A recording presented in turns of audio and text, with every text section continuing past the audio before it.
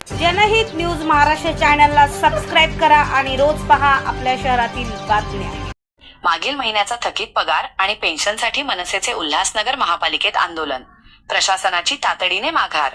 उल्हासनगर महानगरपालिकेतील कर्मचारी अधिकारी यांचे थकीत पगार आणि सेवानिवृत्त कर्मचाऱ्यांच्या पेन्शनच्या मुद्द्यावरून आज महाराष्ट्र नवनिर्माण सेनेने आक्रमक पवित्रा घेतला।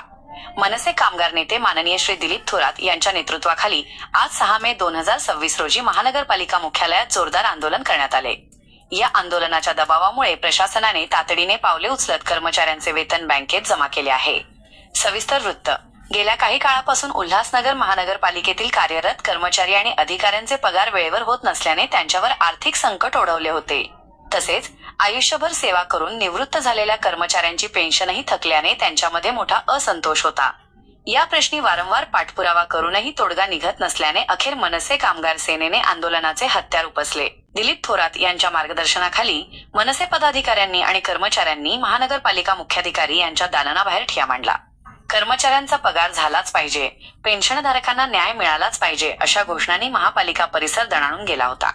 या आंदोलनात मनसे उपाध्यक्ष हरी आल्हाट, कार्याध्यक्ष सचिन साठे, अनिल देवकर, भीमा कांबळे यांच्यासह मोठ्या संख्येने कर्मचारी आणि पदाधिकारी सहभागी झाले होते।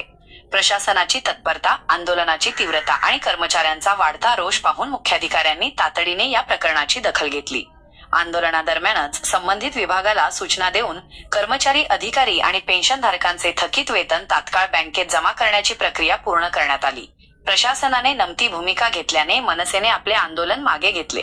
कामगारांच्या कष्टाचा पैसा वेळेवर मिळणे हा त्यांचा हक्क आहे। जर प्रशासनाने पुन्हा अशी दिरंगाई केली तर यापेक्षाही तीव्र आंदोलन छेडले जाईल असा इशारा या प्रसंगी मनसे नेत्यांनी दिला।